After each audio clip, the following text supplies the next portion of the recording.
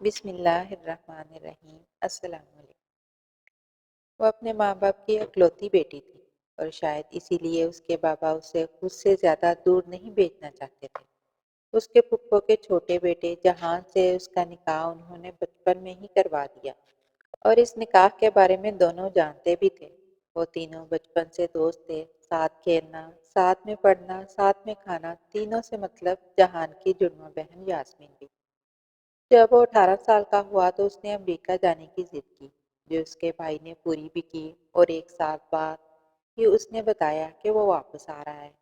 اس کے آنے کے کچھ دن پہلے اس کے ابو اور جواد دونوں ساتھ میں ہی امریکہ گئے تھے، اور ابو نے جاتے وقت اس سے کہا کہ وہ آتے ہوئے اپنے داماد کو بھی ایک ہفتے میں ساتھ لے آئیں گے۔ پھر وہ ایک ہفتے کے بجائے 2 ہفتے بعد لوٹے، وہ بھی اکیلے، پر وہ خاموش تھے۔ انہوں نے نہ جواد بھائی کا ذکر کیا اور نہ ہی جہان کا۔ اس نے کئی بار پوچھا، اس کی ماں نے بھی کئی بار پوچھا، پر وہ بس یہی بولتے رہے کہ وہ 1 مہینے میں آ جائیں گے۔ اور پھر ویسا ہی ہوا، وہ 1 مہینے میں واپس لوٹ آیا۔ وہ اور امی اسے ملنے گئے، پر وہ ان دونوں سے نہیں ملا۔ جواد بھائی بولے، اس کی طبیعت ٹھیک نہیں ہے۔ پھر جب بھی وہ اس سے ملنے اس کے گھر جاتی، وہ سامنے نہیں آتا۔ سماما اسے ملنا چاہتی تھی، اسے دیکھنا چاہتی تھی، اسے بات کرنا چاہتی تھی، ہمیشہ کی طرح اسے لڑنا چاہتی تھی، پر وہ اس سے ملنے کے لیے بھی باہر نہیں آیا۔ اس نے کئی بار اس کا دروازہ کھٹکھٹایا اور ایک دن سماما نے اس کی آواز سنی، جاؤ یہاں سے اور دوبارہ کبھی مت آنا، مجھ سے بات کرو جہان پلیز۔ وہ رونے کے قریب ہو گئی، وہ ہمیشہ اس کے رونے پر آ جاتا تھا۔ پلیز یہاں سے چلی جاؤ سماما پلیز۔ اس کی آواز میں تکلیف تھی، درد تھا، بے بسی تھی اور آنسو بھی۔ شاید وہ تکلیف میں تھا، وہ نہیں گئی، وہ وہیں رہی 1 گھنٹے تک۔ نہ تو دروازہ کھلا اور نہ ہی وہ اٹھی۔ اسے جواد بھائی زبردستی یاسمین کی مدد سے وہاں سے لے گئے۔ دوبارہ یہاں کبھی مت آنا سماما، میں تمہارے آگے ہاتھ جوڑتا ہوں۔ انہوں نے اپنے ہاتھ جوڑے تھے، وہ بے جان سی ہو گئی اور وہاں سے اپنی ماں کے ساتھ نکل گئی، شاید کبھی واپس نہ آنے کے لیے۔ آپ فکر مت کریں، اس نے کہا، تو وہ طلاق کے پیپر پر سائن کر دے گا ماموں۔ اس کے کانوں میں جواد بھائی کی آواز گونجی، وہ رک گئی۔ جواد بھائی یہاں آئے ہوئے تھے اور وہ یہ کیا کہہ رہے تھے؟ اچھا ہے، اگر وہ سائن نہیں کرتا تو شاید میں کچھ کر بیٹھتا، اس کے ابو کہہ رہے تھے۔ جواد بھائی وہاں سے چلے گئے۔ ایسا کیوں کر رہے ہیں؟ پہلے تو مجھے لگا کہ جہان کا دل بدل گیا ہے، وہ یہ رشتہ نہیں رکھنا چاہتا، پر اب جب آپ کی اور جواد کی باتیں سنی تو سمجھ آیا۔ اس رات اس کی ماں نے اس کے ابو سے سوال کیا تھا۔ اس کی ماں نے کہا، وہ بس ہلکے کھلے دروازے کے باہر کھڑی رہ گئی۔ تو کیا ابو؟ وہ آگے سوچ بھی نہیں پائی۔ آپ ایسا کیوں کر رہے ہیں؟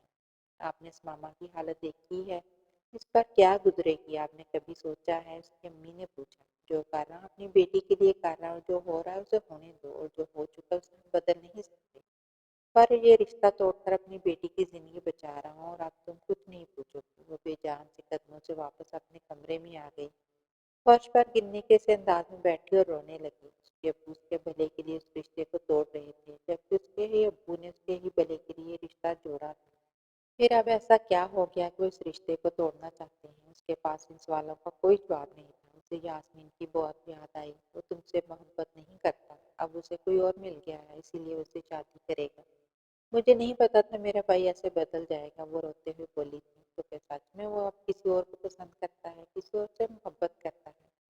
یہ کچھ دن بعد کی بات تھی۔ جب وہ کالج سے واپس آئی تو اس نے اپنے کمرے میں جاتے ہوئے قدم روک لیے۔ جب اس کی ماں کی زبان سے اس نے ایک بار پھر جہان کا نام سنا، اس کے ابو شاید غصے میں تھے، کیونکہ وہ اب پہلے جیسا بے داغ نہیں رہا۔ جانتے ہو، پورے 6 آدمی نے اس کے ساتھ زیادتی کی تھی۔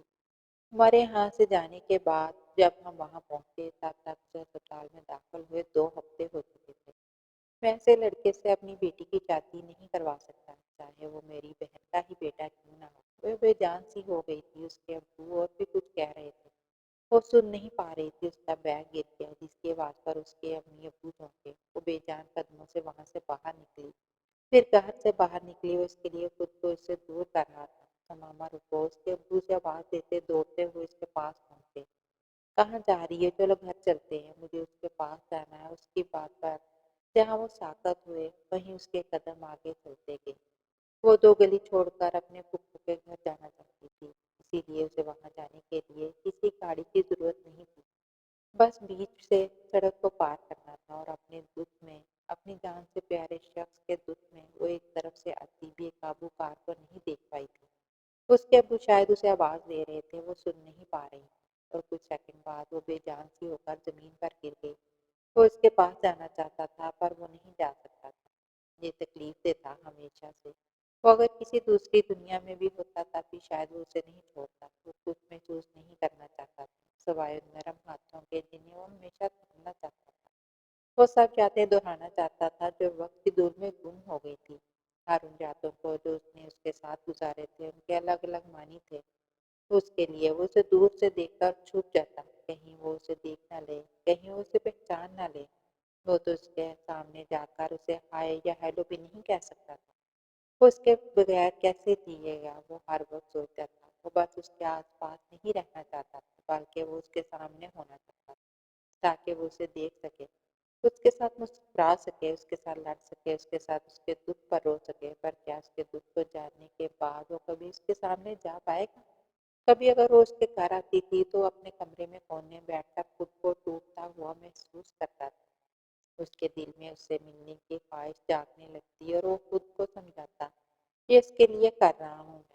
بعد میں اسے کم تکلیف ہوگی، وہ روتا، اس کے آنسو بہتے رہتے، پھر خشک ہو جاتے اور پھر کہیں گھنٹوں تک وہ اپنے کمرے سے نہیں نکلتا۔ وہ تو ویسے بھی اپنے کمرے سے اب کم ہی نکلتا تھا۔ جب اس کی بہن یا اس کا بڑا بھائی اسے زبردستی اپنے ساتھ باہر لاتے تو وہ ان کے ساتھ کسی بے جان وجود کی طرح کھینچا چلا جاتا اور خاموش ان کے ساتھ بیٹھا رہتا، اور جب ایک پل کے لیے بھی ان کا دھیان بڑھتا وہ واپس اپنے کمرے میں آ جاتا۔